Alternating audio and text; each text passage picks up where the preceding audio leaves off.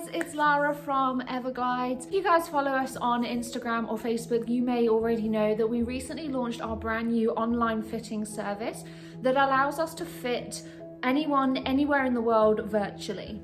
So this video stems off of the online fittings really well because we have definitely found that once we've done the fitting and the skates get sent out, a lot of our customers will then need a follow-up video, FaceTime, just to make sure that they are doing things right. So today's video is about how to lace your ice skates. So I've got 3 of the main ice skates here. I have Edea, Jackson and Risport, and I'm gonna lace all of them onto my feet and just show you how you should be, or just a way of lacing your ice skates onto your feet. Different brands of boots are laced differently, and it's very important that you know how to correctly lace the boots that you have, because if you don't lace them or you over tighten them in certain areas and things like that, you are going to cause them to break very quickly. I'm gonna jump in and just start lacing these boots on my feet. Step number 1 is making sure that we loosen off the laces on your boots enough so that we can get your feet in really comfortably. You're gonna take your boots and pull the laces out so that you have sort of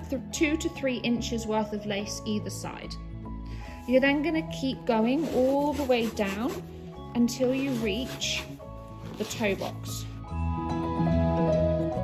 Then what you're going to do is pull your tongue up and back, open your boots out, and they're ready to now put on your feet.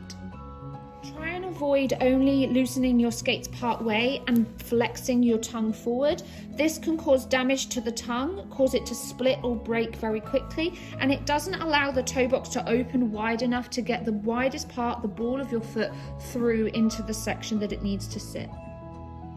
Now that we have the boot opened correctly, we're going to place it on our feet.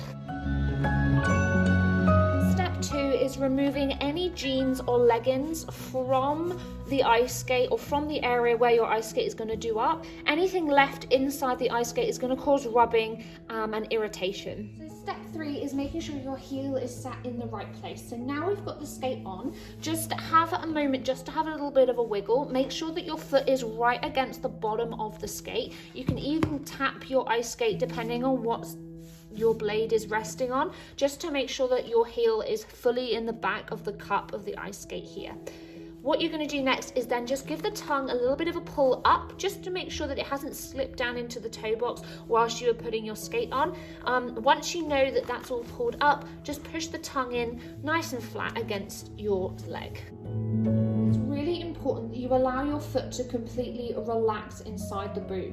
If you hold your foot at an angle or you hold your foot a little bit with tension, you're going to end up with a big gap down the back here. So you want to make sure when you have your skates on, you keep your foot up on the back of the blade, but you relax your entire leg and just let your whole foot relax in there, because again, we're going to be lacing the boot around the foot and we don't want to be irritating any tendons. I'm going to start with the toe box area then, so all the way down here. So with the toe box area, you don't need to be cranking this up too tight, because this is where your toes and the ball of your foot is sitting. We'd recommend these first 6 holes, so 1, 2, 3, and then 4, 5, 6. There's just enough so that they're nice and neat and tucked away, but there's no real like pressure in there. Nothing really kind of pulling the toe box or pinching the toes. So this next section that we're going to be doing is really important for making sure the foot gets driven into the back of the boot, and that's where you're going to get the control from your ice skate. So we want to make sure that we're doing this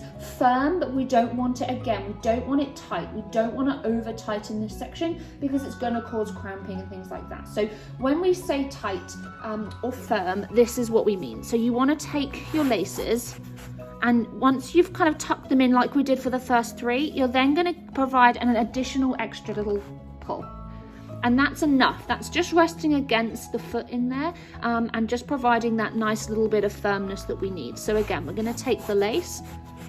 I tend to wrap it around my hands like this just to give me an extra little bit to pull on. You're then going to give it a little tug like that, just to give it a little bit of firmness, and that is more than enough for what we're needing.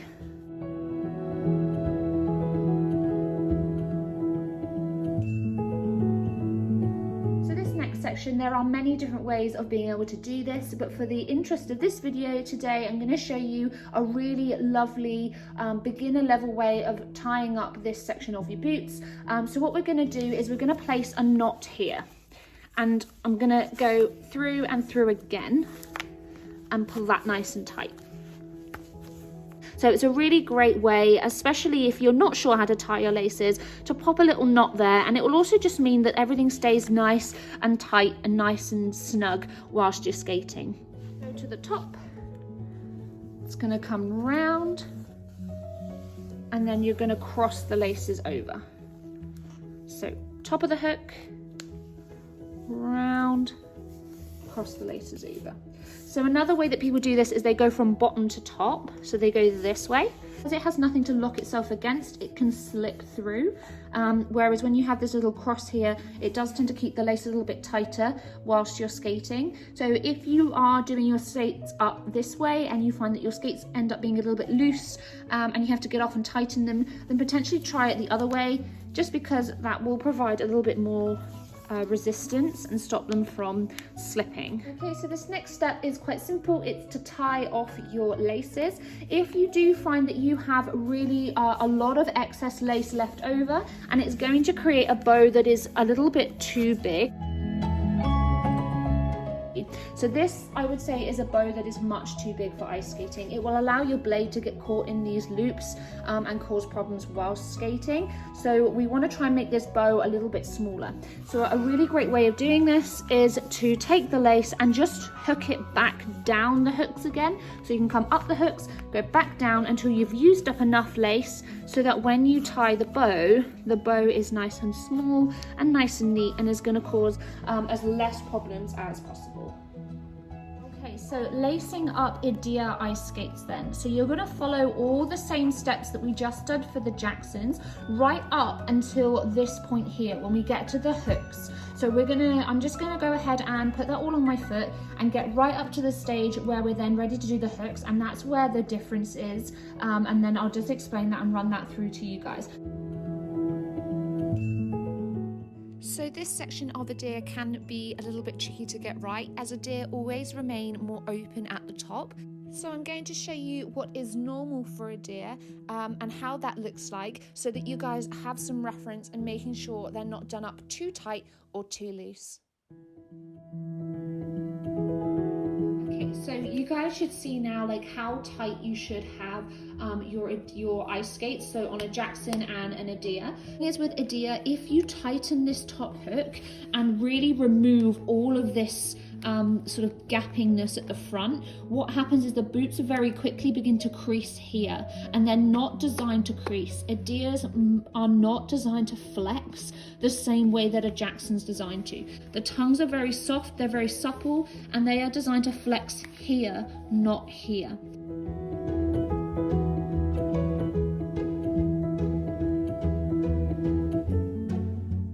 Interest of making sure that everything is covered, I'm going to now just show you how to put on the Risport Electra light. The thing is with Risport is it does do up more like a Jackson ankle, but it's not quite as high as Jackson. So let me just go and put that one on my foot and I will show you.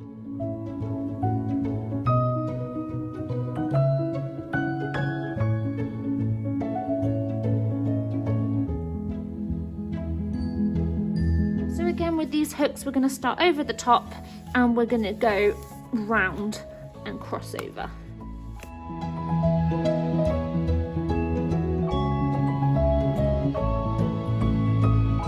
Showing you here the difference between the Risport Electra and the Jackson Artiste again. So again, unlike the Edea, the Risport do kind of wrap around the ankle a little bit more snug. So this is again just a kind of reference, if you have the Risport boot, how tight it wants to be looking around your foot when you're going to skate in it.